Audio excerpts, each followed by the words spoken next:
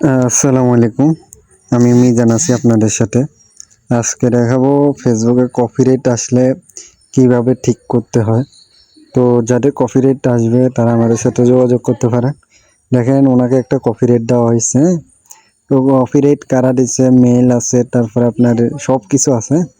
তো কপিরাইট আসলে আপনারা কিভাবে রেস্টোর করবেন আমাদের সাথে যোগাযোগ করতে পারেন।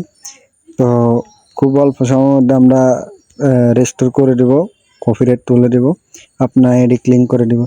তো এখন সময় হচ্ছে যাই 10টা 20 মিনিট, হ্যাঁ?